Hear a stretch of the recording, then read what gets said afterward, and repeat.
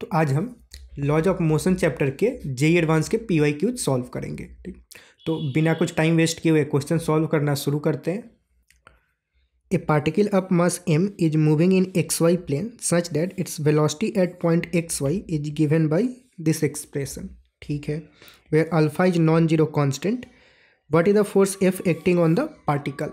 तो हमें क्या यहाँ पे वेलोसिटी का एक्सप्रेशन दे रखा है और हमसे फोर्स का एक्सप्रेशन पूछा जा रहा है।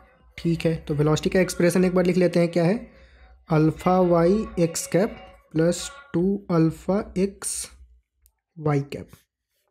ये वेलोसिटी दे रखा है। वेलोसिटी से फोर्स कैसे कैलकुलेट करते हैं? Simple m dv/dt। तो हमें क्या बेसिकली इसको डिफ्रेंशिएट कर देना होगा। तो इसको डिफ्रेंशिएट करें, मतलब इस वाले एक्सप्रेशन को टाइम से अगर डिफ्रेंशिएट करें तो क्या होगा? अल्फ़ा तो कांस्टेंट है, तो क्या बन जाएगा ये?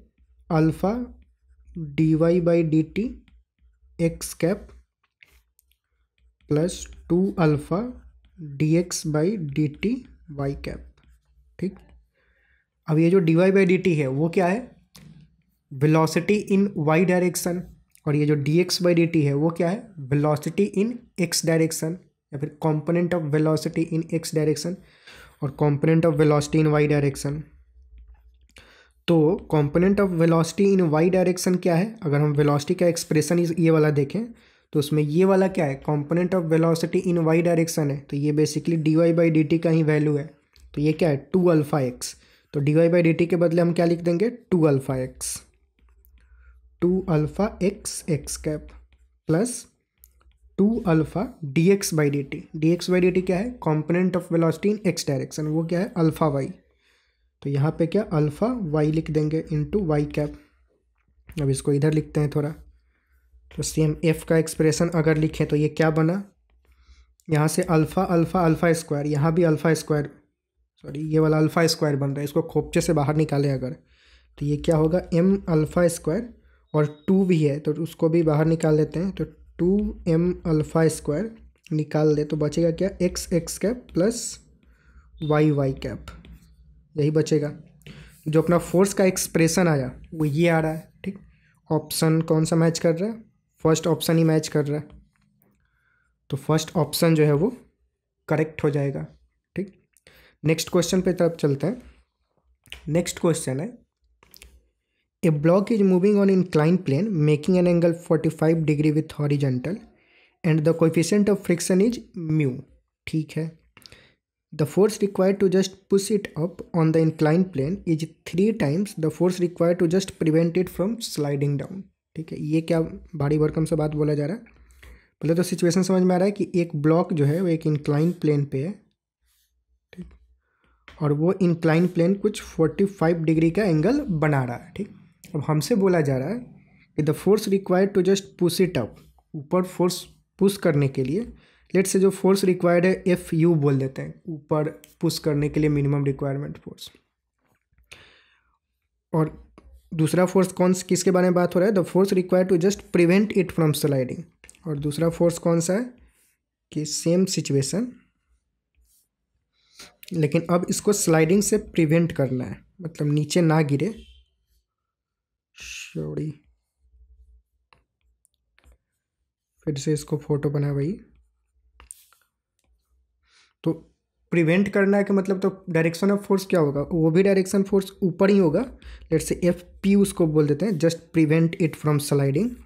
लेकिन ये फोर्स कौन सा है? मिनिमम फोर्स, इसको नीचे गिरने से बचाने के लिए। ठीक, अब इन्हीं दो फोर्स के बारे में यहाँ पे दे रखा है कि ये जो दो फोर्स है वो कैसे रिलेटेड है।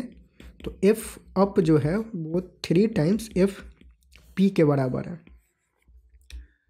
ठीक, ये मतलब इंफॉर्मेशन दे रखा है। तो force required to just push it up incline is 3 times the force required to prevent it from sliding.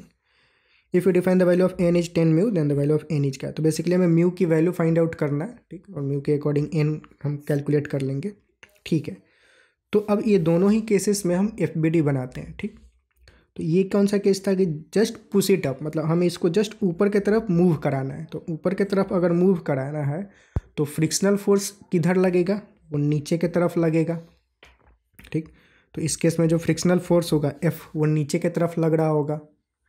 mg का एक कंपोनेंट जो होगा वो भी नीचे की तरफ ही इधर ही लग रहा होगा, मतलब एक तो mg नीचे लगेगा mg, और mg का इधर वाला कंपोनेंट क्या होगा, mg साइन थीटा जो होता है वो इधर लगेगा। ठीक, तो mg साइन थीटा ऊपर नॉर्मल लग रहा होगा, और mg का अगर परपेंडिकुलर वाला कंपोनेंट ले तो वो क्या होगा, mg कॉस थीटा। ठीक, तो इसमें अगर हम एक्सप्रेशन लिखें फोर्स का तो वो क्या होगा, upward force is equal to downward force. Just इसको मूव कराने के लिए फोर्स बैलेंस्ड होना चाहिए, मतलब बैलेंस से जस्ट थोड़ा सा ज़्यादा होगा तो वो मूव करना शुरू कर देगा। तो ऊपर की तरफ ये सिर्फ एफ यू लग रहा है, और नीचे की तरफ फ्रिक्शनल फोर्स और एम जी का जो कॉम्पोनेंट है वो लग रहा है। तो वो फोर्स अगर लिखें यहाँ पे तो जो कैप एफ यू है वो किसके बराबर होगा, frictional force plus M G sine theta के बराबर। और फ्रिक्शनल फोर्स किसके बराबर होगा, म्यू एन के बराबर, और यहाँ पे एन किसके बराबर होगा, एम जी कॉस थीटा के बराबर। तो जो फ्रिक्शनल फोर्स है mu M G cos theta plus M G sine theta के बराबर होगा। Sorry for the background announcement. ठीक, तो ये हो गया एफ यू का एक्सप्रेशन। अगर हम ये इस वाले में देखें तो प्रिवेंट कराना है मतलब इसको नीचे गिरने से बचाना है। तो नीचे गिरने से बचाना है तो इस केस में फ्रिक्शनल फोर्स किधर लगेगा, ऊपर की तरफ लगेगा। ठीक, और mg का एक कंपोनेंट इधर लगेगा जो mg का लगता है mg साइन थीटा, परपेंडिकुलर वाला कंपोनेंट mg कॉस थीटा नीचे की तरफ लगेगा। ठीक, और ऊपर नॉर्मल ऐसे। बैकग्राउंड शायद आपको सुनाई दे रहा हो, तो अनाउंसमेंट बहुत ज़ोरों शोरों से चल रहा है। ठीक है, तो ये कुछ एक्सप्रेशन बनेगा इसमें। तो यहाँ पे देखें तो क्या, this force plus this force will be equal to this force. तो यहाँ पे अगर सेम इक्वेशन जनरेट करें तो क्या, एफ पी जो होगा प्लस फ्रिक्शनल फोर्स, और फ्रिक्शनल फोर्स को क्या, वही एक्सप्रेशन तो मतलब उसका मैग्नीट्यूड वही रहेगा, mu M G cos theta is equal to M G sine theta. तो जो एफ पी होगा वो क्या बराबर होगा, M G sine theta minus mu M G cos theta के बराबर होगा। ठीक, तो ये प्रिवेंट करने वाला फोर्स है। सेकंड, अब इन्हीं दो फोर्स के बारे में हमें रिश्ता दिया गया था और ये वाला रिश्ता है, तो बस इस वाले में एफ यू की वैल्यू पुट कर देंगे और एफ पी की वैल्यू पुट कर देंगे, वहाँ से कुछ तो निकल के आएगा। करते हैं। तो नाउ एफ यू क्या, अब एफ यू में से अगर ध्यान से देखें तो एम जी जो है वो कॉमन है, तो खोपचे में बाहर निकालते हैं उसको। तो M G mu cos theta plus sine theta is equal to 3 times of ये एफ पी। इसमें भी एम जी को बाहर निकालें, मतलब इसमें से, तो एम जी बाहर आया तो क्या, sign theta minus mu cos theta. ठीक, अब क्या, कट्टम कुट्टम करेंगे तो यहाँ से अपने को क्या मिला, म्यू कॉस्ट, अब डायरेक्ट ही करते हैं। ठीक, तो मतलब यहाँ पे क्या, म्यू कॉस थीटा है, और यहाँ पे ये वाला देखें तो 3 म्यू कॉस थीटा, उसको इधर लाएं तो प्लस में आएगा तो 4 म्यू कॉस थीटा हो जाएगा। तो 4 mu cos theta is equal to 3 sine theta, और ये माइनस में उधर जाएगा तो 2 साइन थीटा हो जाएगा। ठीक, तो म्यू की वैल्यू क्या हुई, 4 मतलब 2/4 sign theta by cos theta tan theta, तो हाफ टेन थीटा, और थीटा की वैल्यू दे रखी थी, थीटा कितना 45 डिग्री दोनों ही केस में। ठीक, तो थीटा की वैल्यू 45 डाल देंगे तो 10 45 कितना 1, तो ये क्या हो जाएगा 1। म्यू की वैल्यू कितना आई, मतलब हाफ। हमसे क्या पूछा जा रहा है कि if n is equal to 10 mu, तो n की वैल्यू हमें फाइंड आउट करना है। तो capital N is equal to 10 mu, mu की वैल्यू कितना हाफ, तो कैपिटल N की वैल्यू क्या हो जाएगी 5। तो यही अपना फाइनल आंसर हो जाएगा। ठीक, तो ठीक है, ये क्वेश्चन कंप्लीट हुआ। अगले क्वेश्चन की तरफ प्रस्थान करते हैं। अब ये कुछ भारी भरकम सा, ये एक्चुअली मैच फॉलोइंग वाला है, मैचिंग वाला, तो इसको देखते हैं। अब इसमें ये फोटो दे रखा है, a block of mass m1 is equal to 1 kg, another block of mass m2 is equal to 2 kg, are placed together seen figure on an incline plane with the angle of inclination theta. ठीक है, various value of theta in the list one are given, the coefficient of friction between the block M1 and the plane is always zero. मतलब ये जो block M1 है वो और plane के बीच का जो फ्रिक्शनल फोर्स है वो जीरो है, मतलब वहाँ पे कोई भी फ्रिक्शन नहीं लग रहा है ब्लॉक M1 और प्लेन के बीच में। The coefficient of static and dynamic friction between the block M2 and the plane are equal to 0.3। मतलब ये जो M2 वाला ब्लॉक है वो और प्लेन के बीच में कोई मतलब स्टैटिक और डायनेमिक मतलब स्टैटिक और काइनेटिक फ्रिक्शन दोनों का ही जो म्यू है उस म्यू की वैल्यू सेम ही दे रखा है, कितना, म्यू इज इक्वल टू 0.3।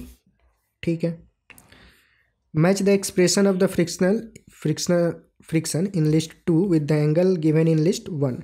मतलब लिस्ट 2 में जो फ्रिक्शनल फोर्स होगा उसको लिस्ट 1 से मैच करना है। ठीक है,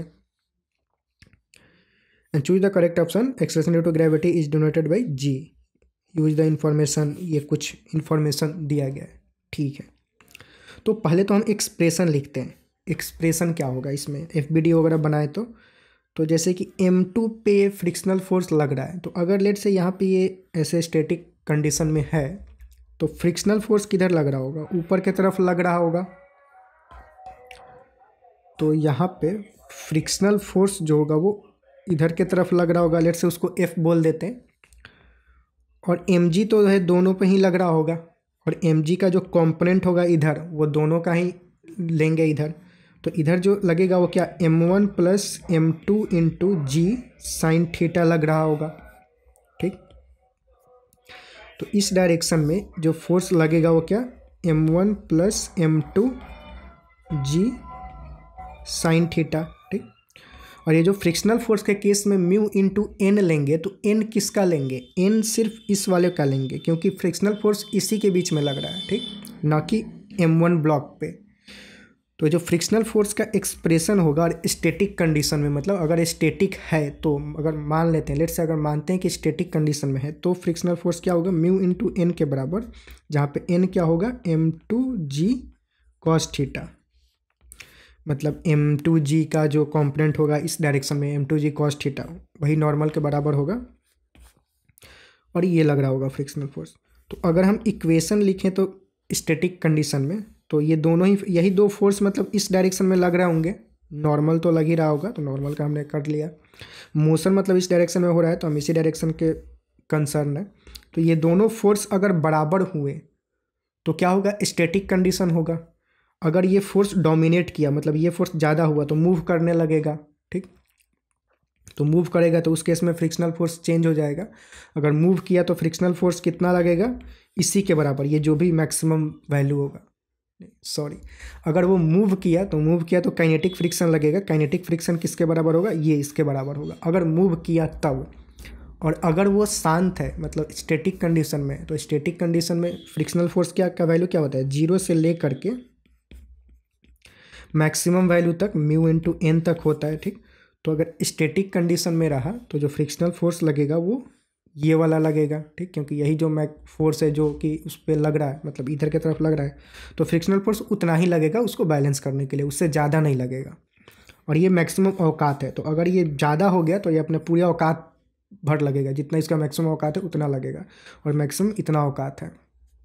ठीक, तो अगर मतलब शांत रहा स्टैटिक कंडीशन तो उसमें क्या होगा, म्यू M2g कॉस थीटा जो होगा वो क्या, M1 plus M2g sign theta के बराबर होगा। ठीक, तो अगर हम लेट से अब इसमें क्या करें, यहाँ पे जो दे रखा आप कंपेयर कैसे करें कि कौन बड़ा है कौन छोटा है, फॉर डिफरेंट डिफरेंट थीटा के लिए हमें बेसिकली अब करना क्या है इसमें कि डिफरेंट डिफरेंट थीटा के लिए इसको कंपेयर करना है कि ये ज़्यादा है या फिर ये ज़्यादा है। ठीक, तो इसका क्या करते हैं, रेशियो कैलकुलेट कर लेते हैं। ठीक, रेशियो कैलकुलेट करने से sign theta by cos theta का एक्सप्रेशन बनेगा वो टेन थीटा होगा। तो टेन थीटा की वैल्यू यहाँ पे कुछ दे रखा है तो उससे हम कंपेयर कर लेंगे। तो लेट से हम क्या करते हैं, हम करते हैं M1 plus M2g sine theta divided by mu M2g cos theta. ठीक, और M1 M2 की वैल्यू यहाँ पे दे रखा है तो वो भी डाल देते हैं। तो पहले तो ये जो g और g है वो तो कैंसिल ही हो जाएगा। ठीक, और m1 प्लस m2 की वैल्यू क्या हो जाएगी, 1 + 2 3। तो इसको अगर लिखे तो 3, और m2 की वैल्यू कितना, 2 kg। तो ये हो गया 2 × tan थीटा। और म्यू की वैल्यू, नीचे म्यू है तो म्यू कितना, 0.3। ठीक है, तो ये 0.3 इंटू में जाएगा तो ये हुआ कितना, मतलब इसको इधर लाते हैं तो 3/10, तो ये बेसिकली 10/2 यानी कि 5 बन गया बेसिकली ओवरऑल ये, तो 5 tan थीटा हो गया। ठीक, अब ये 5 tan थीटा, थीटा के हम वैल्यू पुट करेंगे। अगर ये 1 से ज़्यादा हुआ, इसका पूरा का पूरा वैल्यू 1 से ज़्यादा हुआ यानी कि क्या, इसमें नॉमिनेटर ज़्यादा है। ठीक, और 1 से कम हुआ यानी कि डिनोमिनेटर ज़्यादा है। ठीक, इसे कंपेयर कर सकते हैं। तो लेट से वैल्यू पुट करते हैं पहले। तो लेट से जो पहला थीटा की वैल्यू यहाँ पे दे रखा है, थीटा की वैल्यू कितना, पहले 5 डिग्री दे रखा है। तो थीटा की वैल्यू अगर हम 5 डिग्री रखें तो 5 × 5 tan थीटा कितना होगा। अब यहाँ पे हमें दे रखा है कि tan 5.5 का वैल्यू दे रखा है अप्रॉक्सीमेटली 0.1, मतलब लगभग। तो यहाँ पे फर्स्ट कंपैरिजन करते हैं फॉर थीटा 5 डिग्री, 5 डिग्री कितना होगा, 5.5 डिग्री का वैल्यू 0.1 है, तो लगभग वो भी वही रहेगा। तो अप्रॉक्सीमेटली अगर देखें तो ये समथिंग अराउंड 0.5 के बराबर हो, यानी कि 1 से ये क्या है, छोटा है। 1 से छोटा है यानी कि नॉमिनेटर कम है, डिनोमिनेटर ज़्यादा है। डिनोमिनेटर मतलब यहाँ पे डिनोमिनेटर ज़्यादा है, डिनोमिनेटर ज़्यादा है यानी क्या, ये क्या है, फ्रिक्शनल फोर्स है, यानी कि फ्रिक्शनल फोर्स ज़्यादा है। तो फ्रिक्शनल फोर्स अगर ज़्यादा है यानी कि ये तो स्टैटिक वाला कंडीशन हो गया, वो उसको मूव करने नहीं देगा। मूव करने अगर नहीं देगा तो स्टैटिक फ्रिक्शन लग रहा है।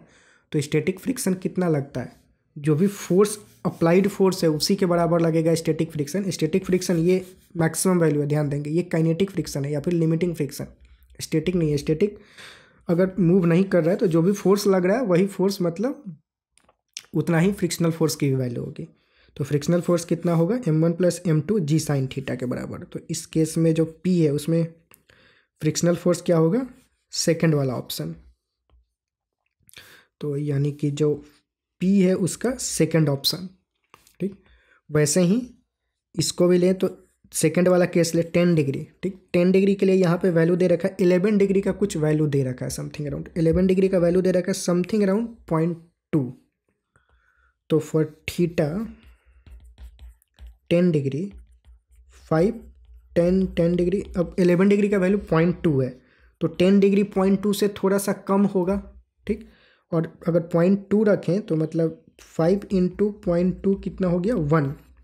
तो ये तो हमने ज़्यादा का वैल्यू रखा तब, मतलब 0.2 कब है, 11 डिग्री के लिए है। ये तो 10 डिग्री ही है तो 0.2 से कम होगा, तो ये 1 से कम होगा।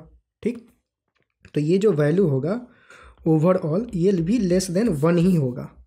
ठीक, तो लेस देन 1 ही होगा तो ऊपर वाला ही कंडीशन हुआ, तो ऊपर वाला ही कंडीशन हुआ तो अगेन फ्रिक्शनल फोर्स वही रहेगा। तो 10 डिग्री के लिए भी जो ऑप्शन होगा वो सेकंड ऑप्शन ही रहेगा। ठीक, थर्ड देखते हैं 15 डिग्री पे। तो 15 डिग्री पे क्या होगा, थीटा 15 डिग्री रहा तो 5 10 15 डिग्री। अब 15 डिग्री का वैल्यू कितना दे रखा है, 15 डिग्री का, मतलब अब यहाँ पे 16 डिग्री का कुछ वैल्यू दे रखा है। 16 का कितना, 0.3 दे रखा है। तो 0.3 अगर यहाँ पे रखे तो 5 × 0.3 1.5 हो गया। हालांकि ये 16 डिग्री का वैल्यू है तो 15 डिग्री का वैल्यू थोड़ा सा कम होगा, तो फिर भी 1.5 से कम हो के इतना कम नहीं हुआ कि 1 से कम हो जाए, तो ओवरऑल ये 1 से ज़्यादा रहेगा। तो ओवरऑल ये जो क्वांटिटी है वो कितना है, 1 से ज़्यादा है। 1 से ज़्यादा है यानी कि क्या, नॉमिनेटर ज़्यादा है। अब देखते हैं, यानी कि ये वाला जो वैल्यू है नॉमिनेटर वो ज़्यादा है। नॉमिनेटर ज़्यादा है यानी कि फ्रिक्शनल फोर्स कम है, तो फ्रिक्शनल फोर्स कम है तो ये जो इसको स्लाइड कराएगा तो ये नीचे मूव करेगा। नीचे मूव करेगा तो जो फ्रिक्शनल फोर्स लगेगा वो कौन सा, काइनेटिक फ्रिक्शन लगेगा। तो मैक्सिमम जितना उसका औकात है उतना लगेगा। और फ्रिक्शनल फोर्स का पूरा औकात कितना है, μm2 g cos थीटा। तो जो फ्रिक्शनल फोर्स होगा वो थर्ड वाला लगेगा इसमें। तो 15 डिग्री के लिए भी क्या, थर्ड वाला ऑप्शन ही हो जाएगा। और 20 डिग्री के लिए भी ऑब्वियस है, थीटा की वैल्यू बढ़ेगा तो tan थीटा बढ़ेगा, तो tan थीटा बढ़ेगा तो अब तो 1 से ज़्यादा ही होगा ये भी, तो इसमें भी वही थर्ड वाला ही होगा। ठीक, तो ऑप्शन कौन सा हो जाएगा, PQ के लिए 2, 2 ये भी दे रखा है, लेकिन यहाँ पे 3 होगा और यहाँ पे 2 है, तो ये नहीं होगा। डी वाला ऑप्शन जो है वो करेक्ट हो जाएगा। ठीक, तो ये अपना मतलब फाइनल आंसर हो जाएगा इसमें। अगला क्वेश्चन लेते हैं। A particle move in the XY plane under the influence of a force such that the linear momentum is, ये कुछ एक्सप्रेशन दे रखा है, where A and K are constant. The angle between force and the momentum is क्या होगा। ठीक है, हमें बेसिकली फोर्स और मोमेंटम के बीच का एंगल फाइंड आउट करना है। मोमेंटम का एक्सप्रेशन दे रखा है, तो फोर्स का एक्सप्रेशन फाइंड आउट करते हैं। तो क्या होता है, मोमेंटम का जो दे रखा है पहले वो लिख लेते हैं। FT/PT क्या दे रखा है, A/I cos KT minus J sin KT। ठीक, अब फोर्स का एक्सप्रेशन क्या होता है, FT dP/dt। मतलब जो भी मोमेंटम का एक्सप्रेशन है उसको टाइम से डेरिवेटिव करे तो फोर्स मिलता है। ठीक, तो फोर्स का एक्सप्रेशन क्या हो जाएगा, जस्ट ऊपर वाले को डिफ्रेंशिएट कर देते हैं। तो एक कांस्टेंट है उसको खोपचे में रखते हैं। कॉस KT को अगर डिफ्रेंशिएट करें तो क्या होगा, कॉस का डिफ्रेंशिएशन क्या, माइनस साइन, और KT को करेंगे तो फिर K बाहर आएगा, तो K, तो ये क्या हो जाएगा, -K sin KT और I। ठीक, इसको डिफ्रेंशिएट करें तो क्या, फिर साइन का डिफ्रेंशिएशन कॉस और फिर K बाहर आएगा, मतलब KT को डिफ्रेंशिएट करें तो K, चेन रूल, तो -K sin KT, और साइन का जो डिफ्रेंशिएशन होता है वो प्लस कॉस होता है, तो यहाँ पे साइन चेंज नहीं होगा, तो ये वाला जो साइन है निगेटिव साइन वो चेंज नहीं होगा। तो क्या हो जाएगा, K cos KT J। ठीक, अब यहाँ से K जो है उसको बाहर खोपचे में निकाल लेते हैं, माइनस माइनस साइन है उसको भी निकाल लेते हैं।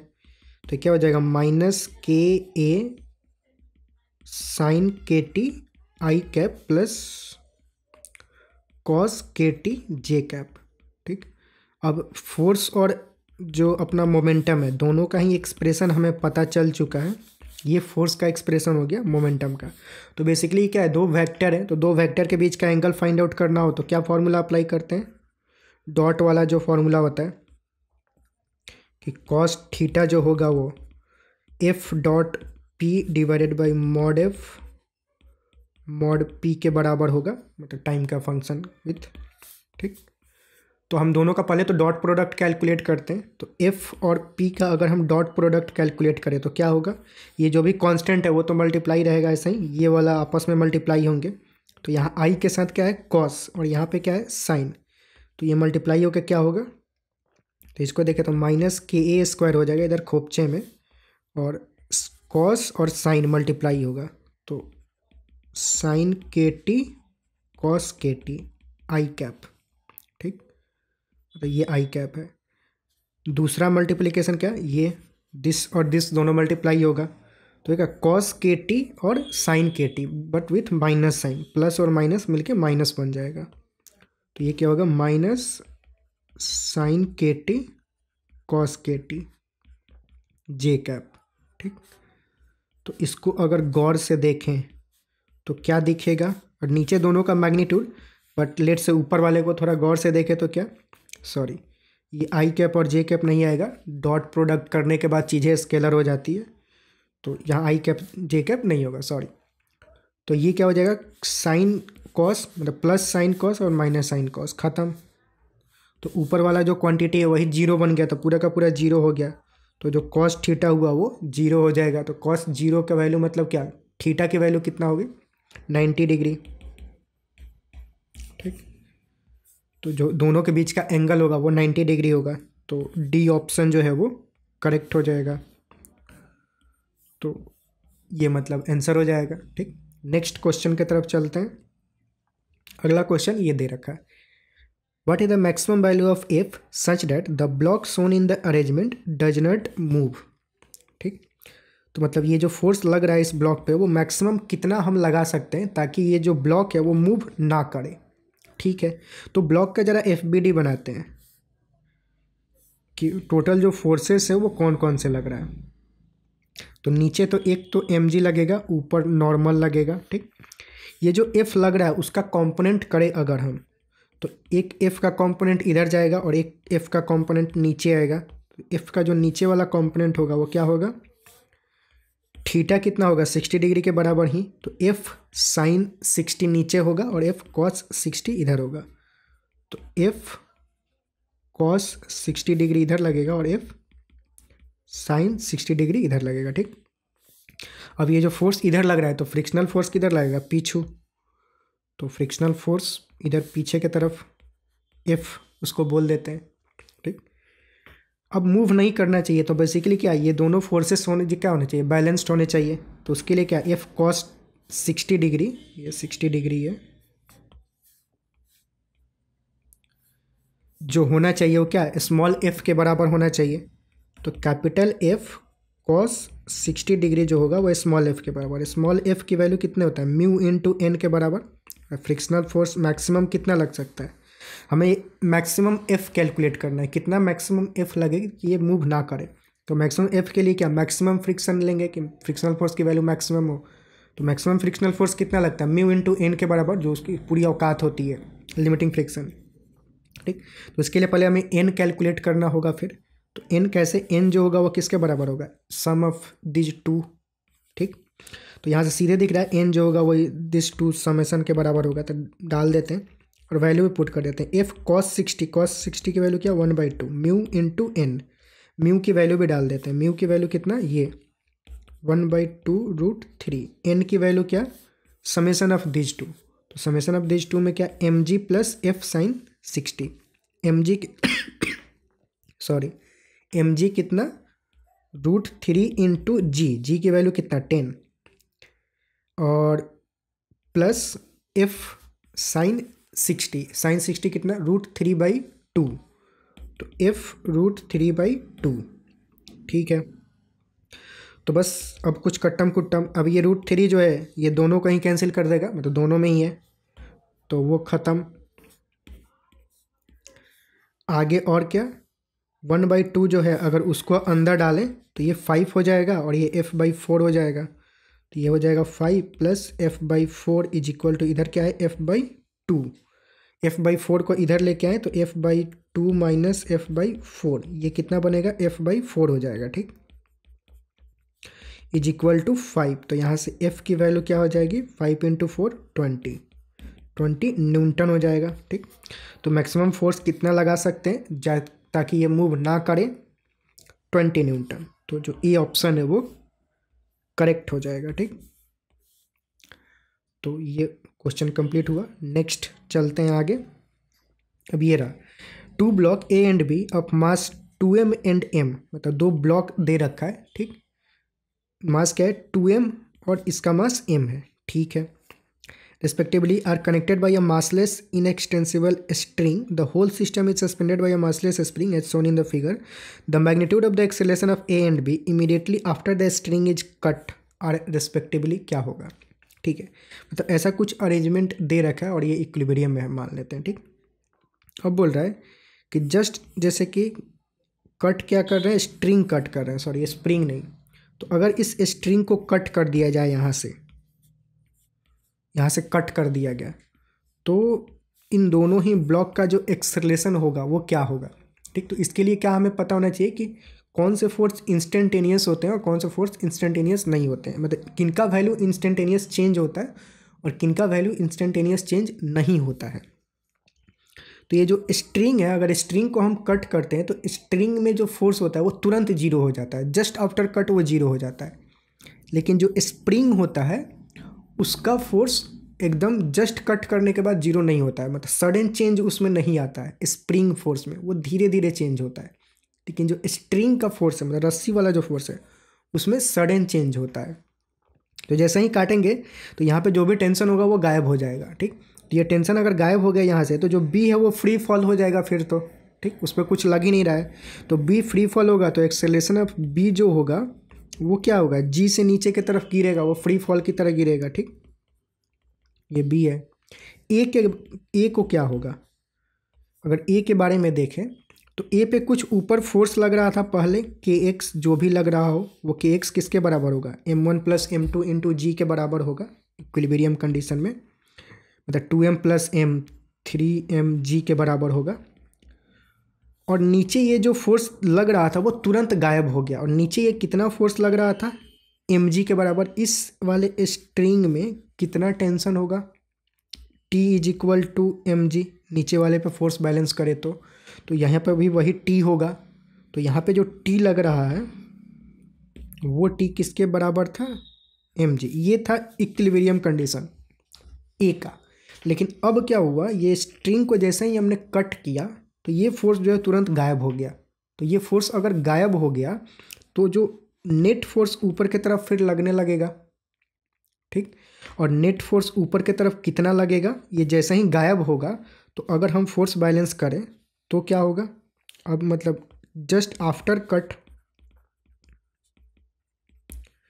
क्या होगा, ए पे 3mg फोर्स ऊपर लग रहा है, ठीक। और नीचे वाला ये जो टेंशन है वो गायब हो गया, तो इसका जो मास है उसका तो फोर्स लगेगा ही, तो 2mg नीचे लगेगा। तो जो नेट फोर्स है वो mg दिख रहा है, 3mg minus 2mg, net force जो mg है वो ऊपर की तरफ लगने लगेगा, ठीक। तो इस वाले जो ए वाला ब्लॉक है उस पर जो नेट फोर्स है वो कितना, mg लगने लगा ऊपर की तरफ। तो इसका एक्सेलरेशन कितना होगा, mg बाई मास उसका कितना है 2m, तो g/2। जो ए का एक्सेलरेशन है उसका कितना हो जाएगा, g/2, वो g/2 से ऊपर की तरफ जाएगा, ठीक। और जो बी है वो नीचे की तरफ। तो हमें क्या पूछा जा रहा है, ए और बी का। तो ए का कितना g/2 और बी का g, तो जो बी ऑप्शन है वो करेक्ट हो जाएगा, ठीक। तो बस ये क्वेश्चन कंप्लीट हुआ। अगला सवाल देखते हैं। आप बीच में जैसे मैं क्वेश्चन तेज चेंज कर रहा हूँ, अगर थोड़ा सा डाउट है तो वीडियो पॉज करके एक बार खुद से इस पर विचार कर लें, थोड़ा सा कि अंदर चला जाए, जहन में जाके बैठ जाए चीज़ें, ठीक। अब वीडियो पॉज कर सकते हो, इसलिए मैं ब्रेक नहीं ले रहा हूँ, नहीं तो अभी रुकूँ तो लेंदी हो जाएगा, बोरिंग टाइप का, ठीक।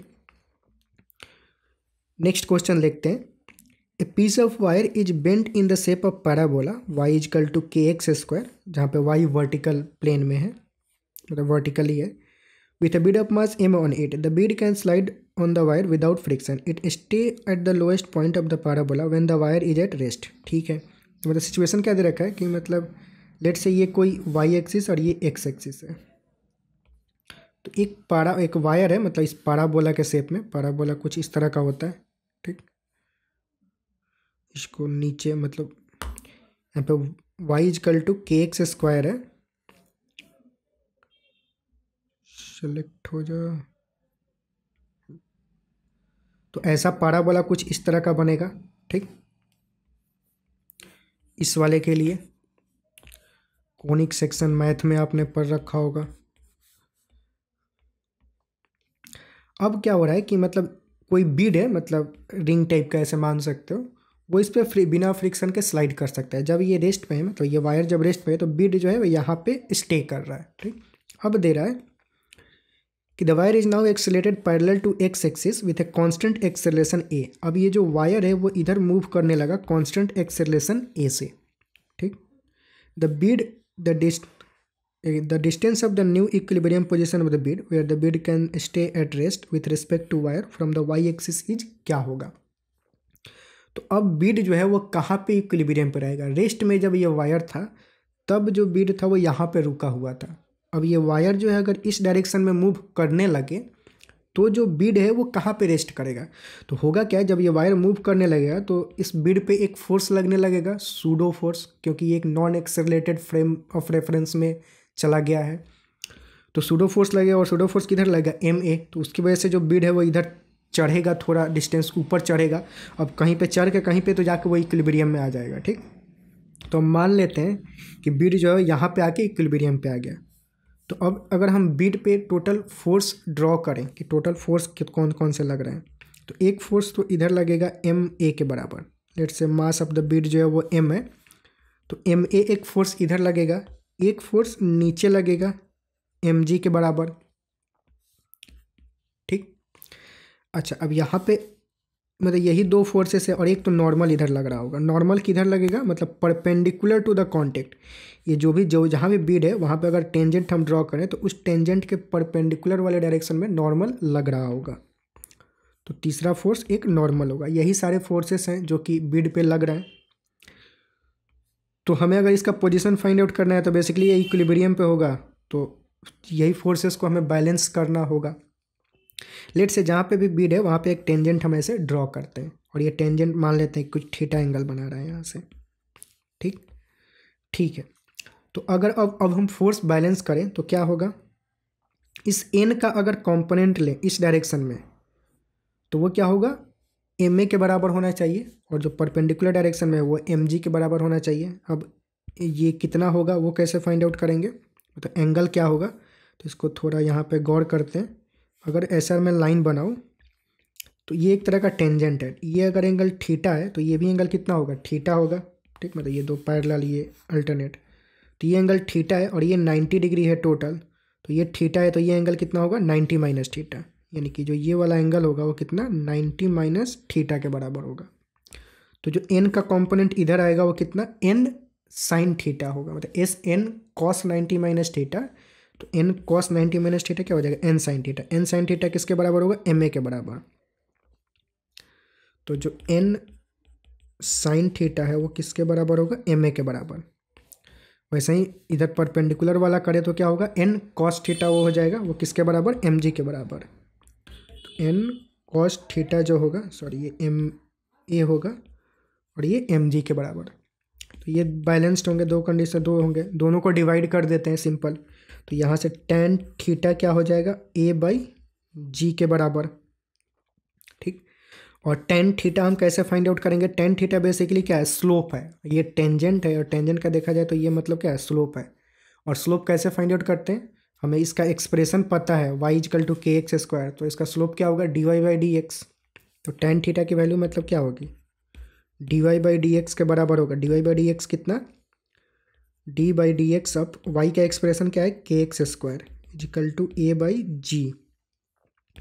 तो यहाँ से क्या हो जाएगा, 2kx equal to A by G. तो x कितना हो जाएगा, a बाई 2kg। ठीक, तो ये जो x कोऑर्डिनेट आया, मतलब यहाँ पे जो जहाँ भी बीड ये रुका हुआ है उसका जो x कोऑर्डिनेट है वो हमें पता चल गया। और हमसे पूछा क्या जा रहा है कि the new distance of the equilibrium position of the bead where the bead stay from the Y axis. मतलब जहाँ पे बीड रुका हुआ है वाई एक्सिस से वो कितना डिस्टेंस पे है। तो लेट्स से अगर बीड यहाँ पे रुका हुआ है तो वाई एक्सिस से वो कितना डिस्टेंस होगा, जो भी इसका एक्स कोऑर्डिनेट होगा उतना ही डिस्टेंस पे है। और ये बीड जहाँ पे भी रुका हुआ है उसका एक्स कोऑर्डिनेट हमने देख लिया, उसका एक्स कोऑर्डिनेट क्या है ये, तो यही हमसे पूछा जा रहा है बेसिकली डिस्टेंस। तो यही डिस्टेंस हो जाएगा वाई एक्सिस से। तो जो वाई एक्सिस से डिस्टेंस हुआ क्या, a बाई 2kg के बराबर। ठीक, तो जो बी ऑप्शन है वो करेक्ट हो जाएगा। ठीक, अगले क्वेश्चन की तरफ चलते हैं। अगला क्वेश्चन दे रखा है कि it is easier to pull a heavy object than to push it on level ground. ठीक, मतलब दे रखा है कि किसी ऑब्जेक्ट को, मतलब ये असर्शन रीजन वाला क्वेश्चन है।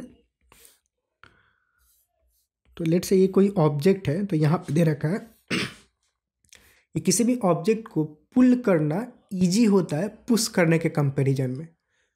और दूसरा स्टेटमेंट क्या दे रखा है, मतलब magnitude of the frictional force depends on the nature of two surface in contact. सही बात है कि मतलब जो मैग्नीट्यूड ऑफ द फोर्स होता है, फ्रिक्शनल फोर्स होता है, वो नेचर पे डिपेंड करता है, म्यू पे बेसिकली डिपेंड करता है। और म्यू किस पे, नेचर पे डिपेंड करता है, रफनेस पे, कितना रफनेस है।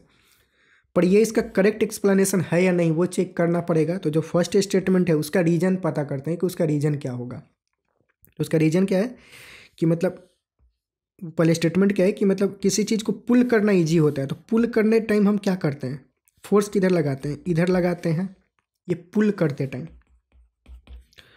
और वही अगर हमें पुश करना हो तो फोर्स किधर लगाते हैं, लेट्स से इसी को एक बार और बनाएं। और अगर हमें इसको पुश करना है तो फोर्स हम किधर लगाते हैं, ऐसे लगाते हैं, इधर लगाते हैं फोर्स। ठीक, तो अगर हम एफ बी डी बनाएं तो क्या आएगा, लेट्स से हम थीटा एंगल, दोनों में जो एंगल है वो सेम ही रख रहे हैं कि थीटा एंगल पे ही फोर्स लगा रहे हैं। तो इस केस में अगर देखा जाए तो एफ का एक कंपोनेंट इधर होगा एफ कॉस थीटा, एक कंपोनेंट ऊपर होगा एफ साइन थीटा। इसमें अगर देखा जाए तो एक कंपोनेंट इधर होगा एफ कॉस थीटा और एक कंपोनेंट नीचे होगा एफ साइन थीटा। ठीक, डिफरेंस क्या है दोनों में, यहाँ पे देखा जाए तो मतलब ये जो एफ कॉस थीटा है इसको पुल करने में मदद करेगा, यहाँ पे जो एफ कॉस थीटा है इसको पुश करने में मदद करेगा। तो जो पुल और पुश करने में मदद कर रहा है वो वाला कंपोनेंट तो सेम ही है दोनों में। ठीक, लेकिन जो दूसरा कंपोनेंट है वो इसमें नीचे लग रहा है, इसमें ऊपर लग रहा है। तो इसमें ऊपर लग रहा है तो ये क्या करेगा, नॉर्मल को कम करेगा, मतलब इसको थोड़ा अपलिफ्ट कर रहा है, ऊपर उठा रहा है तो नॉर्मल कम लगेगा। और इस केस में ये नीचे लग रहा है तो नॉर्मल की वैल्यू वो बढ़ा देगा। अब नॉर्मल की वैल्यू बढ़ाने से होगा क्या कि फ्रिक्शनल फोर्स की वैल्यू बढ़ जाएगी। किसी भी चीज़ को हमें पुश करना है या फिर पुल करना है तो फ्रिक्शनल फोर्स को ओवरकम करना पड़ेगा। तो ओवरकम करने के लिए फ्रिक्शनल फोर्स से मतलब ज़्यादा फोर्स लगाना होगा। तो इस केस में क्या होगा, फ्रिक्शनल फोर्स कम लगेगा क्योंकि नॉर्मल कम है, क्योंकि ये थोड़ा सा उठा दे रहा है और इसमें ये नीचे दाब रहा है, तो नॉर्मल की वैल्यू बढ़ जा रही है। तो नॉर्मल की वैल्यू बढ़ जाएगी तो फ्रिक्शनल फोर्स इसमें ज़्यादा होगा। इसलिए पुश करना किसी भी चीज़ को ईजी होता, सॉरी हार्ड होता है, क्योंकि फ्रिक्शनल फोर्स इसमें ज़्यादा हो जाता है इन द कंपेरिजन ऑफ पुल करने के। ठीक, तो ये रीजन है, ना कि मतलब रफनेस वाला। तो बात तो ये, दूसरा बात तो सही है लेकिन करेक्ट एक्सप्लेनेशन नहीं है। ठीक, और पहला बात भी सही है। तो स्टेटमेंट 1 एंड 2 आर ट्रू और स्टेटमेंट 2 जो है वो करेक्ट एक्सप्लेनेशन नहीं है। ठीक, तो ये जो बी वाला ऑप्शन है वो करेक्ट हो जाएगा। इसमें आप जो नॉर्मल की वैल्यू में वो जो बोल रहा था बढ़ घट जाएगा वो कैलकुलेट भी कर सकते हो, जैसे बी बनाओगे सिंपल सा ही है। अगर इसमें जो फोर्स लिखा जाए एक mg नीचे लगेगा और नॉर्मल ऊपर लगेगा, तो यहाँ पे अगर एक्सप्रेशन लिखे तो क्या होगा, नॉर्मल इज इक्वल टू क्या होगा, mg minus F sine theta. इस वाले को मतलब this plus this is equal to this होगा तो नॉर्मल की वैल्यू ये आ जाएगी। यहाँ पे नॉर्मल अगर कैलकुलेट करें तो mg नीचे लगेगा और जो नॉर्मल है वो ऊपर लगेगा। तो नॉर्मल की जो वैल्यू होगी वो क्या, mg plus F sine theta के बराबर होगा, mg plus F sine theta के बराबर होगा। तो यहाँ पे दिख रहा है कि नॉर्मल ज़्यादा है, इस वाले में नॉर्मल कम है। ठीक, क्योंकि ये सब्ट्रैक्ट हो रहा है और ये ऐड हो रहा है। तो बस यही था, तो बी ऑप्शन जो है इसमें करेक्ट हो जाएगा। ठीक, नेक्स्ट क्वेश्चन करते हैं। नेक्स्ट क्वेश्चन क्या दे रखा है कि a ball of mass m equal to 0.5 kg is attach to one end of a string of length l equal to 0.5 metre. मतलब एक बॉल जो है एक l length of a string से अटैच किया गया है। ठीक है, the ball is rotated on the horizontal circular path about vertical axis. The maximum tension that the string can bear is 324 Newton. The maximum possible value of the angular velocity of the ball will be क्या होगा। ठीक है, तो इसमें क्या दे रखा है कि मतलब FBD बनाते हैं बॉल का, कि मतलब एक बॉल दे रखा है और ये जो जिस स्ट्रिंग से ये कनेक्टेड है उस स्ट्रिंग पे जो मैक्सिमम फोर्स मतलब वो जो बर्दाश्त कर सकता है वो कितना है, 324 न्यूटन का। ठीक, अब हमसे पूछा जा रहा है कि बॉल को ऐसे रोटेट किया जा रहा है तो बॉल को मैक्सिमम एंगुलर वेलोसिटी हम कितना दे सकते हैं, मतलब हॉरिजॉन्टल प्लेन में ऐसे मूव कराया जा रहा है, तो ऐसे बॉल को लटका के ऐसे मूव करा रहे हैं। ठीक, तो मैक्सिमम मतलब एंगुलर वेलोसिटी उसकी क्या हो सकती है। ठीक है, तो उसके लिए क्या FBD बनाते हैं, उसी से ज़्यादा क्लियर होगा। तो ये रहा बॉल। अब इस पर फोर्सेस अगर देखा जाए तो एक फोर्स जो होगा वो mg नीचे की तरफ लग रहा होगा, एक जो है रस्सी का जो टेंशन है T ऊपर लग रहा होगा। मान लेते हैं कि यहाँ पे जो एंगल है वो थीटा है, मान लेते हैं। ठीक, तो ये जो वर्टिकल से इसका एंगल होगा वो भी थीटा ही होगा। ठीक, यही दो फोर्स है जो कि लग रहा होगा। ठीक, तो T का जो कॉम्पोनेंट होगा इधर क्या होगा, T कॉस थीटा, और इधर जो कॉम्पोनेंट होगा T साइन थीटा। अब जो T कॉस थीटा है वो mg को बैलेंस करेगा और ये जो T साइन थीटा है वो इसको सेंट्रीपिटल फोर्स प्रोवाइड करेगा इसको इधर मूव करने के लिए।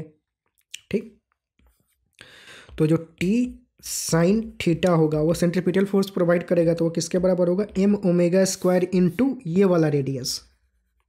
ठीक, और ये वाला रेडियस किसके बराबर होगा, ये लेंथ l है, ये थीटा है, तो जो ये वाला रेडियस है वो क्या, l साइन थीटा होगा। ठीक, l ये थीटा, तो जो ये वाला रेडियस है लेट्स से उसको मैं स्मॉल r लिख रहा हूँ, स्मॉल r किसके बराबर होगा, l साइन थीटा। तो m ओमेगा स्क्वायर r जो होता है, m r की वैल्यू क्या, l साइन थीटा, और ये क्या T साइन थीटा। तो ये अपने को एक्सप्रेशन मिला।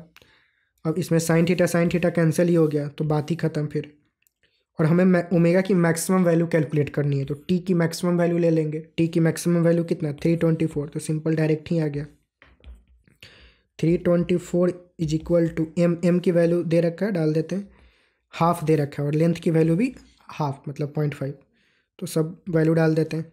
एम 1/2 ओमेगा स्क्वायर, एल की वैल्यू भी 1/2, तो ओमेगा स्क्वायर कितना हो जाएगा, 4 इंटू 324। 324 किसका स्क्वायर है, 18 का शायद स्क्वायर है, 18। इसको ब्रेक कर लेते हैं, मैं कन्फ्यूजन हूँ। 4 को क्या क्या करें तो क्या 8 1, यस 18, 9 टू जाए 18। तो ओमेगा की वैल्यू क्या हो जाएगी, अंडर रूट ऑफ इसके, तो क्या अगर 2 इंटू 2 इंटू 9 हो जाएगा, तो ये कितना हुआ 36 रेडियन पर सेकेंड ओमेगा है। जो मैक्सिमम ओमेगा ये बॉल ले सकता है, रोटेट कर सकता है, 36 रेडियन पर सेकेंड में कैलकुलेट करना है। तो जो डी ऑप्शन है वो करेक्ट हो जाएगा। ठीक, तो ये क्वेश्चन यहाँ पे कंप्लीट हो गया। अगला क्वेश्चन लेते हैं। A block of mass m is at rest under the action of force F। मतलब ये जो ब्लॉक है वो F के फोर्स अप्लाई करने पे वो रेस्ट पे है, ठीक है। मीन्स द वाला shown in the figure, photo में जैसा दे रखा है। Which of the following statement is incorrect. ठीक है, कुछ बातें बोली जा रही है। पहले हम क्या करते हैं, इसका FBD बनाते हैं, ठीक, तब ज़्यादा क्लियर होगा। तो लेट्स से ये ब्लॉक है, मतलब लेट्स से ये वाला ब्लॉक है अपना,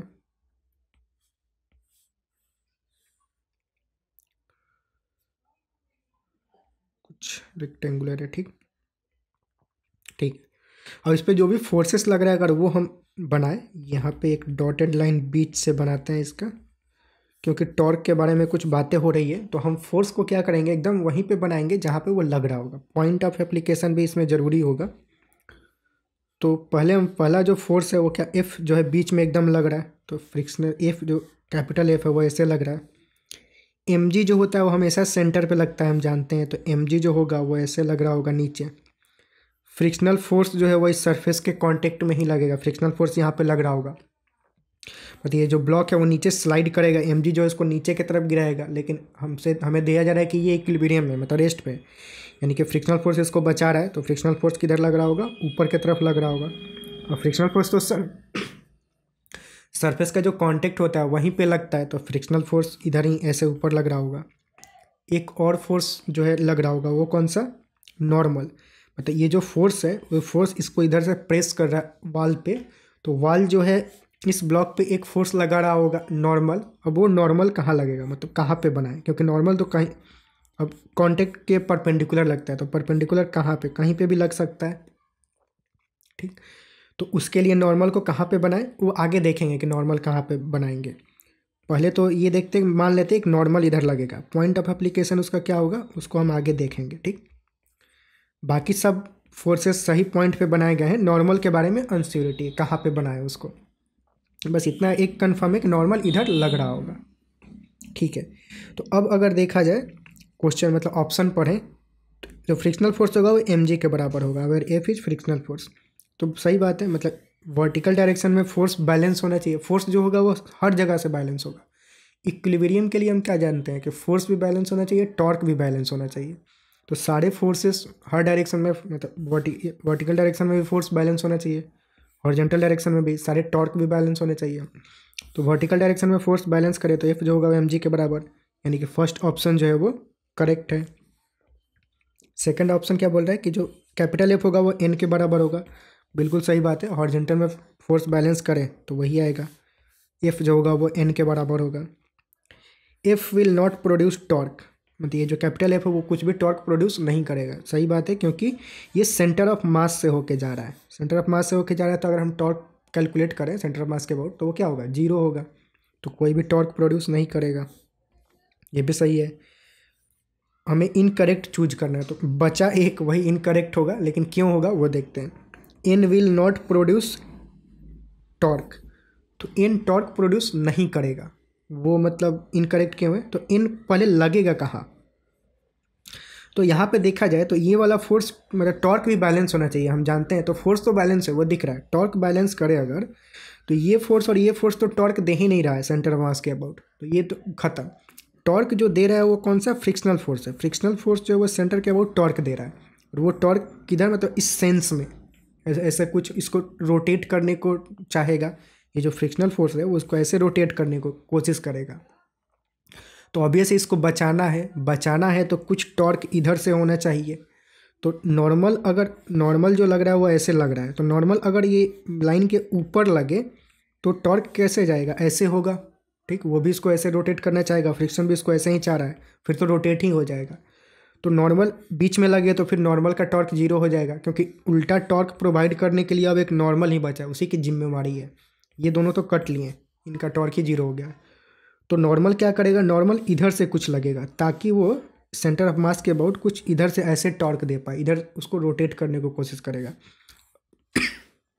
और फ्रिक्शनल फोर्स जो है वो इसको इधर ऐसे रोटेट करने की कोशिश कर रहा है। तो दोनों ही जो टॉर्क है वो कैंसिल करेंगे एक दूसरे को। तो जो नॉर्मल होना चाहिए, नॉर्मल कुछ इस तरीके से ऐसे नीचे लगना चाहिए थोड़ा। ठीक, तो नॉर्मल जो है वो टॉर्क प्रोवाइड कर रहा है, मतलब ओवरऑल बात यही है। यहाँ पे बोल रहा है कि नॉर्मल जो है वो टॉर्क नहीं प्रोड्यूस करेगा, तो जी नहीं, नॉर्मल जो है टॉर्क प्रोड्यूस करेगा, और वो इस सेंस में करेगा, मतलब इधर कुछ रोटेट करने की कोशिश करेगा। तो इसीलिए ये जो ऑप्शन है वो इनकरेक्ट है। तो हमें इनकरेक्ट ही चूज करना था, तो डी ऑप्शन जो है वो करेक्ट हो जाएगा, मतलब करेक्ट ऑप्शन होगा। ठीक, तो क्वेश्चन ये कंप्लीट हुआ। कॉमन सेंस टाइप का था क्वेश्चन। अगला क्वेश्चन लेते हैं, कुछ लंबा चौड़ा। Two particle of mass M each, मतलब टू पार्टिकल, दो पार्टिकल है जिसका मास एम है। Each are tie to the end of a light string of length 2a length के स्ट्रिंग से ये दोनों होल्ड किए गए। The whole system is kept on a frictionless horizontal surface with a string held tight so that each mass is at a distance a from the centre p। ठीक है, मतलब रखा गया है किसी फ्रिक्शनलेस सरफेस पे, और ये स्ट्रिंग टाइट है, तो इसलिए दोनों मास जो है वो p से a डिस्टेंस पे है। नाउ द मिड पॉइंट, अब मिड पॉइंट को क्या किया गया है, अब the string is pulled vertically up with A small but constant force F। अब काफ़ी स्मॉल फोर्स से और कांस्टेंट फोर्स से इसको उठाना चालू किए, तो उठाना चालू किए तो होगा क्या, अब ये जो दोनों मास है वो इधर आने को थोड़ा थोड़ा आते जाएगा। ठीक, और लेट से कुछ सिनारियो कुछ ऐसा बन जाएगा कि ये जो दो मास हैं कुछ ऐसे हैं, और जो स्ट्रिंग है कुछ इस तरीके से हो रखा होगा, और इधर फोर्स जो है वो F लग रहा होगा। ठीक, मतलब ऐसे कुछ समय के बाद बन जाएगा। As a result the particle move towards each other on the surface. The magnitude of the acceleration when the separation between them become 2x। तो जब इनके बीच का सेपरेशन 2x हो जाए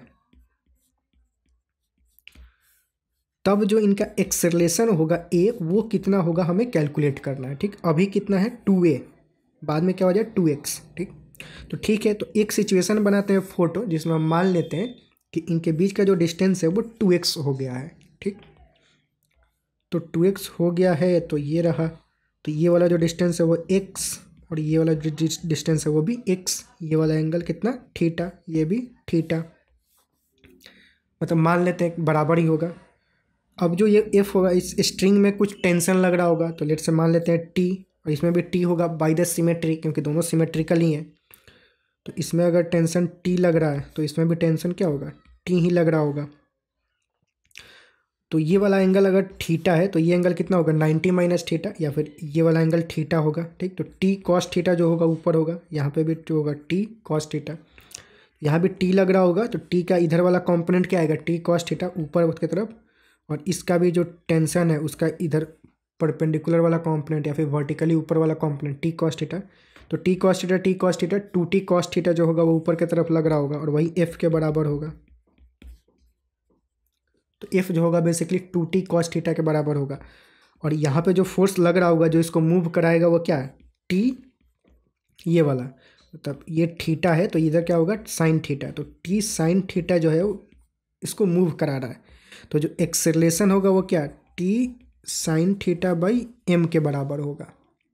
ठीक, तो बस अब T की वैल्यू हम यहाँ से उठा के डाल देंगे इसमें। ठीक, तो वो अगर हम डाल दें तो इसको ऐसे इधर लाते हैं थोड़ा खोपचे में।